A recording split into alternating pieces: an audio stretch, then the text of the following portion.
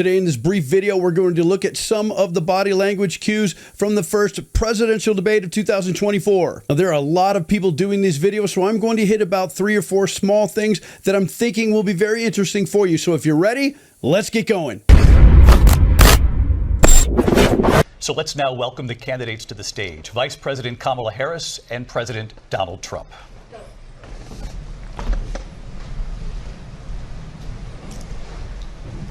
Kamala Harris.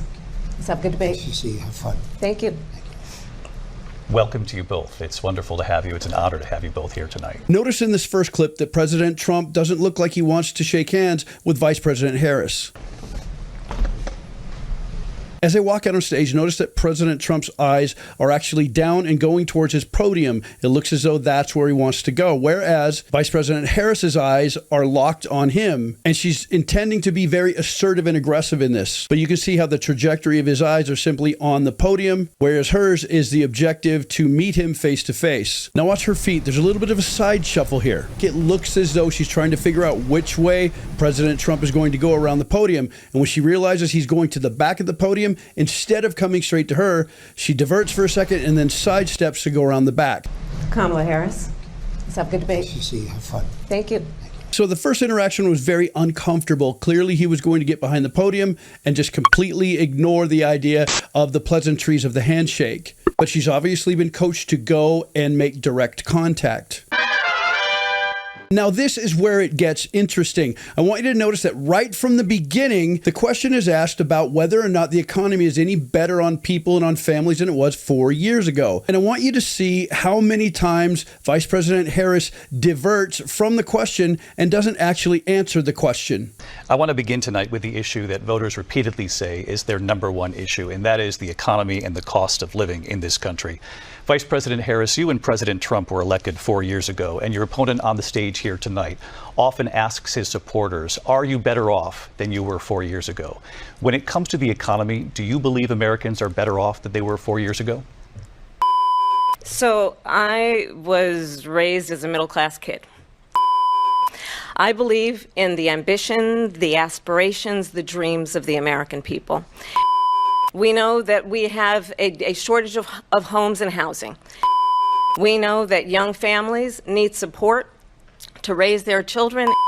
My passion, one of them, is small businesses. My plan is to give a $50,000 tax deduction to start-up small businesses. My opponent, on the other hand, his plan is to do what he has done before.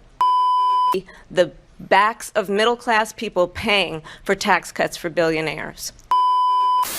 So she actually diverted 8 different times without actually answering any of the questions. She did not actually address if the economy was any better. We have millions of people pouring into our country from prisons and jails, from mental institutions and insane asylums, and they're coming in and they're taking jobs that are occupied right now by African Americans and Hispanics, and also unions. Did you notice how offended that she got the minute that he brought up African Americans and Hispanics? And they're taking jobs that are occupied right now by African Americans and Hispanics, and also unions. It seems as though she was actually offended that he said anything about anyone that was either African American or Hispanic. So the look that she gives is great disapproval and disdain. Now in this next section, I want you to see the difference between how President Trump listens to when she's speaking versus how she looks when President Trump is speaking. Pay attention to the difference. For what he did during COVID, look at his tweet. Thank you, President Xi, exclamation point. When we know that she was responsible for lacking and not giving us transparency about the origins of COVID. Now, even during insults and degrading comments, President Trump, for the most part, at least at the beginning, was staying stoic and looking forward and not interrupting. But now look at the difference between how she reacts with her face to when he's speaking. Philosophies like they have and policies like they have. I don't say her because she has no policy.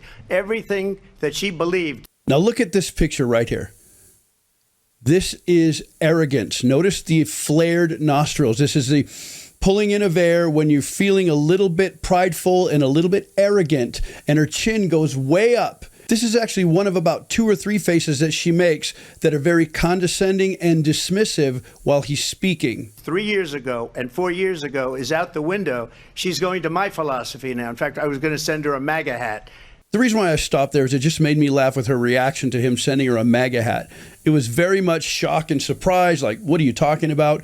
And then she's entertained by the whole thing. Notice the juxtaposition in this entire hour-and-a-half debate. How President Trump's face remains stoic for the most part. There's a few times he shakes his head, but she is either greatly offended and lecturing, or she's laughing and has great big smiles and squeezed up eyes or bright wide eyes as she's very animated. So on one side you have someone who's serious and who's trying to be business, and on the other side you have someone who is taking it very lightheartedly. And this is where people kind of get a little bit irritated with the way that she giggles and doesn't seem to take things seriously. She's a Marxist. Everybody knows she's a Marxist. Her father's a Marxist professor in economics, and he taught her well. But when you look at what she's done to our country, and when you look at these millions and millions of people that are pouring into our country monthly, where it's, I believe, 21 million people, not the 15 that people say, and I think it's a lot higher than the 21. Now notice the look of observation that she's giving him. This is condescending and this is dismissive. It's extremely animated, and it plays out the fact that she thinks that he is speaking way over his head about things he doesn't know anything about, and that's where the condescension comes from. So when the rubber meets the road, the big idea from this first debate is that they both had a plan coming into it. It seems as though her plan was to irritate, get under the skin, to insult, and to try to draw him into battle, because he's very well known for the fact that if you can get him off his points, he gets angry and he gets insulting back. And she wanted to do that to show everybody what she believes his true character is. And that's one of being angry and arrogant. But at the same time, she was also appearing very arrogant and dismissive,